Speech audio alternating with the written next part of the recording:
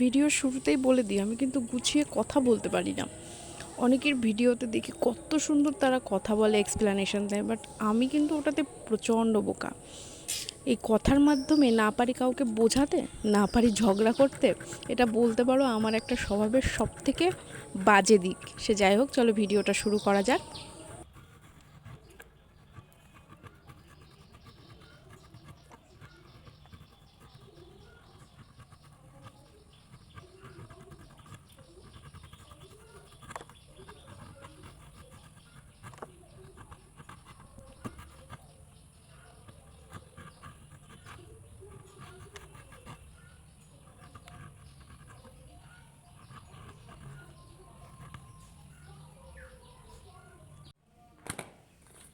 এই মা, আজকে তো বলাই হয়নি তোমাদের আজকে কী রান্না করছি। পটল তো দেখেই নিয়েছো। পটলগুলো ভালো করে ছুলে ছোট ছোট করে কেটে নেব। কয়েকটা পটলের বীজ রেখে দেবো আর কয়েকটা পটলের বীজ ছাড়িয়ে দেবো, কারণ বীজ সমেত পটল খেতে আমার খুব ভালো লাগে। কিন্তু আমার বাড়ির অন্যান্য যারা আছে, আমার ছেলে বা আমার হাজব্যান্ড, ওরা আবার বীজ খেতে পছন্দ করে না। এই দেখো। আর রান্না কি হবে? আজকে রান্না হবে পটল দিয়ে, আলু দিয়ে, চিংড়ি মাছ দিয়ে। আর যেহেতু আমাদের বাড়িতে মানুষটা একটু বেশি, তো ওই জন্য আলুটা একটু বেশিই দেবো। প্লিজ তোমরা একটু আলু কম দিয়ে খেও। আলুটা জানি খাওয়া ভালো নয়, তবুও বাড়িতে মানুষ বেশি থাকলে তরকারি বাড়ানোর জন্য আলু তো দিতেই হবে। সে যাই হোক, দেখো আলুগুলোও কেটে নিয়েছি।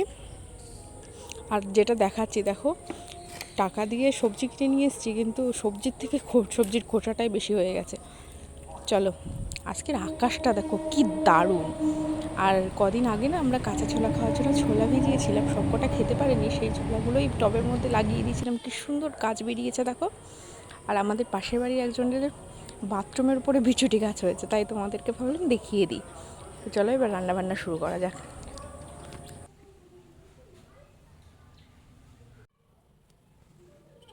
চিংড়ি মাছটাকে লবণ হলুদ মাখিয়ে নিয়ে ভাজা করে নেবো ভালো করে।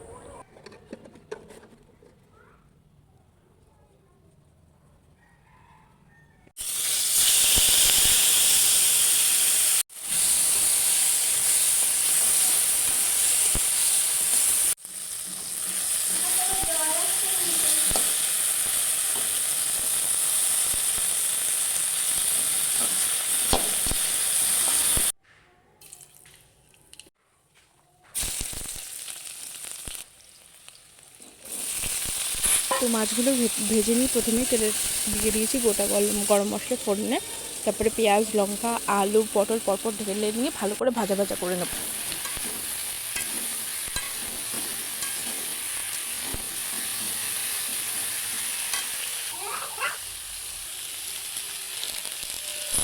এবার দিয়ে দিলাম লবণ আর লঙ্কার গুঁড়ো। আমি না হলুদটা প্রথমেই দিই না, কেন যেন কালারটা কেমন অন্যরকম হয়ে যায়। লঙ্কার গুঁড়ো প্রথমে দিই, কালারটা দারুণ আসে।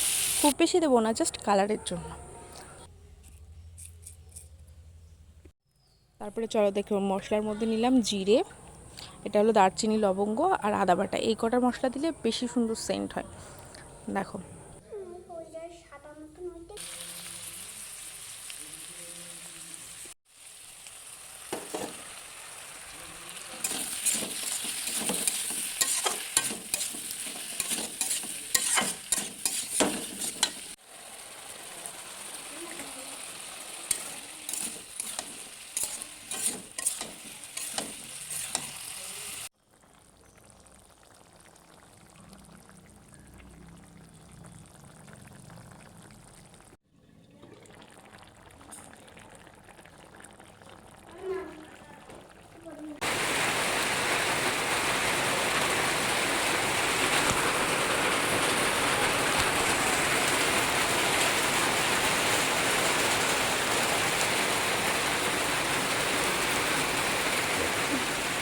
Like, share and comment.